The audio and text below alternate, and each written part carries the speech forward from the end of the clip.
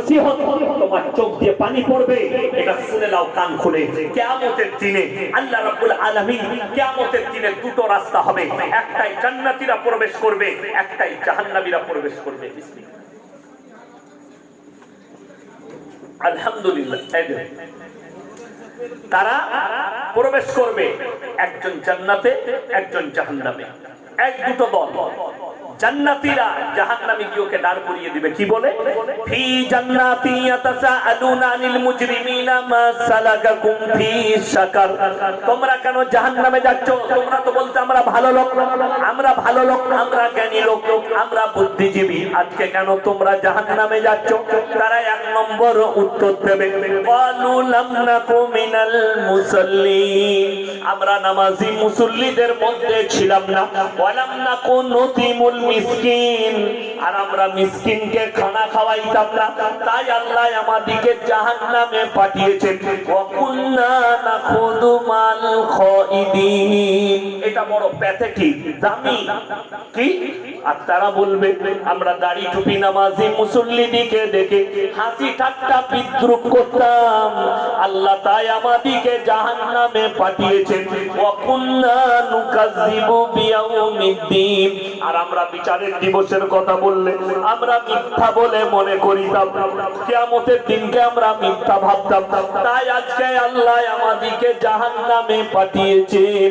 তাদের এক নম্বর উত্তর হবে, ক্বালু লাম নাকু মিনাল মুসাল্লিন, আমরা নামাজি ছিলাম না, আমরা মুসল্লি ছিলাম না, তাই আল্লাহ আমাদেরকে জাহান্নামে পাঠিয়েছেন। আমার নবী বিশ্ব নবী বললেন, যার নামাজ নেই তার মধ্যে ইসলাম নেই। যারা ভাবছেন নামাজ কেমন ইবাদত, নামাজের দ্বারা কি উপকার আছে, আমার আল্লাহ কোরআনে অপর জায়গায় বললেন, ইন্নাস সালাতা তানহা আনিল ফাহশাই ওয়াল মুনকার।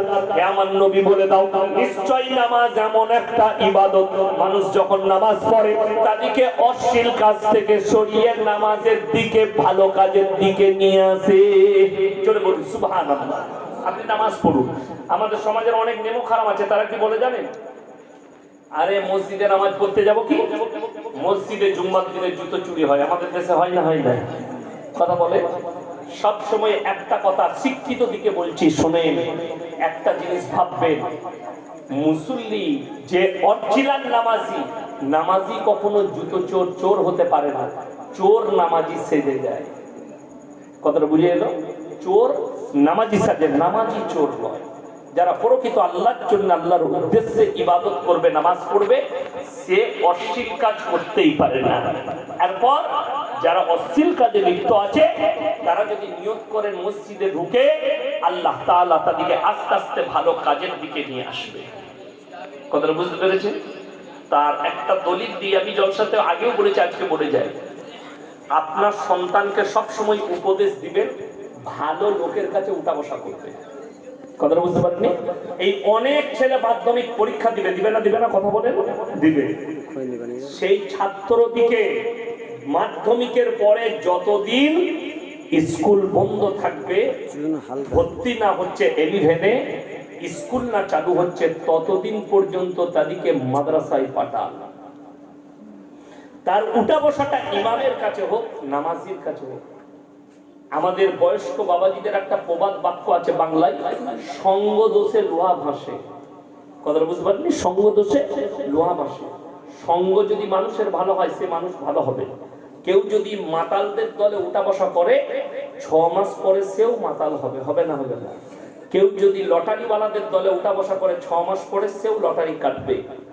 আমি আসি, আবার যে গাড়ির চালক আমার থেকে বড় বড় গাড়ি, সে কিন্তু আলেম মোল্লা নয়, সে লরি চালাতো। আপনাদের উলুবেড়িয়া, পাগনান, কলকাতায় সব জায়গায় বাড়ি খালি করেছে। আজকে 8 বছর আমার কাছে গাড়ি চালাচ্ছে, 8 বছর।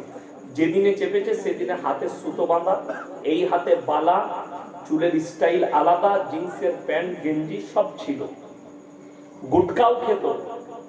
আমি কোনোদিন তাকে দাওয়াত দিইনি, বিশ্বাস করুন। কেন?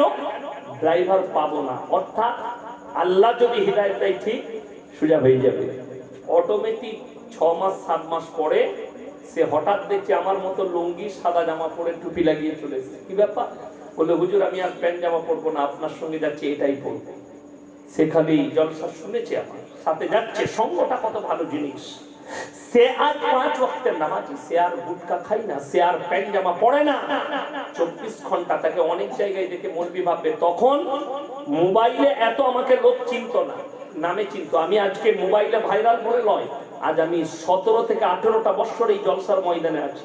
তখন আমি ট্রেনে এসে বান্নান উলুবেড়িয়ে আমি জলসা করে গেছি অনেক। আজকে 18টা বছর জলসা। তো আমি আজ থেকে এই 8 বছর আগে পুরুলিয়ায় জলসায় গেছি।